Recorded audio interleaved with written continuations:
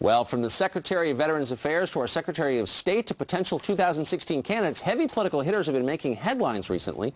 But what does the public think of them? Well, we have a way to find out. Lee Carter from Melansky & Partners is here with some brand new dial results. Great to see you, Lee. Good to see you. So I love the dial because it's so people, as I understand it, respond with a physical dial when they watch a piece of tape, and you can tell their immediate reaction to it. Is that right? Exactly right. Great. So we've got 3 pieces of tape that you have tested.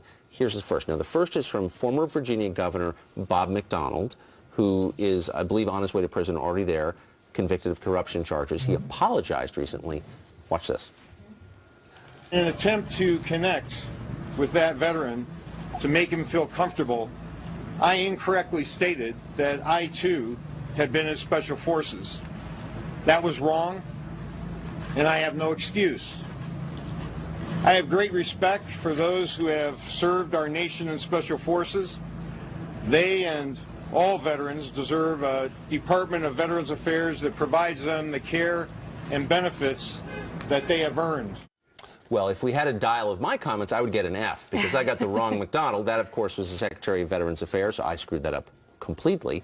But he, as we saw in the tape, claimed to be in Special Forces and wasn't, and apologized. How do people respond to that? You know, the folks gave him a C-, and I was pretty surprised at this because I thought it would be an absolute F, because the bottom line is people don't trust anyone anymore, and they're looking at this and they're saying, what on earth was he doing? Yes. But the thing is, they gave him a little bit of credit because they said, you know, he said, look, I respect the folks. He acknowledged that he was wrong, but a lot of people just felt like he was apologizing because he had to. Right.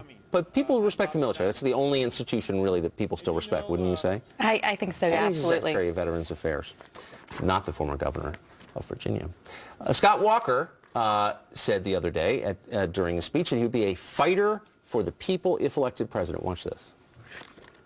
My point was that what I inherited wasn't about wealth, it wasn't about fortune, it wasn't about fame. It was ultimately about this belief that if you worked hard and played by the rules, you could do or be anything you want. Sadly, in America today, I think because of what we see coming out of Washington, there's too many of our fellow Americans who believe that dream is somehow out of reach. And part of the reason why I'm even interested in exploring the possibility of running for president is I think they need a fighter. They need someone who's going to fight and win for them, the hardworking taxpayers and the people who desperately want to live their piece of the American dream, not through more government, but by getting government out of the way, particularly in Washington. So I'm on your side is the message. How do people respond? You know, I think that the thing that you have to understand about this is he was saying, you know, they need a fighter, and yet he was totally monotonous. He had no passion. He had no conviction. Now, he's doing really well in the polls, but what people want to see, if he's going to be a fighter, like, act like one. And so they said this was inconsistent. Overall, they gave him the grade of a C. And what they said is, you know, listen, I want to hear more of a fighter if that's what he's going to say he's going to be. Interesting. Did they know who he was? They did, absolutely. Yeah, he's become much better known. I mean, 2 months ago, I think most people wouldn't have known who he was, but now they do. Okay, Secretary of State John Kerry controversially and recently said the world is safer than it's ever been. Watch this.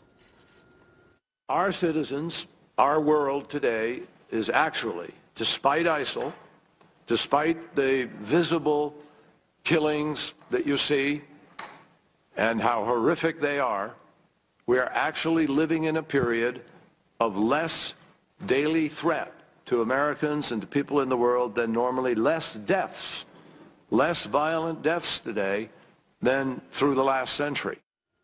I guess he means fewer violent deaths, and I think he's comparing it to World War II. That's what they explained later. How do people respond to that? People gave him an F. They said, you know what, I don't care if the facts say that. The bottom line is we're afraid right now. If the facts aren't his side, it doesn't make me feel any better. People are afraid. People want to know that they're going to be protected.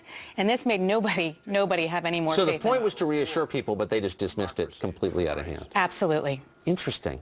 Thanks a lot for joining us, Lee. Yeah. It's so cool to see the instantaneous results of people's perception. Thanks. Thanks.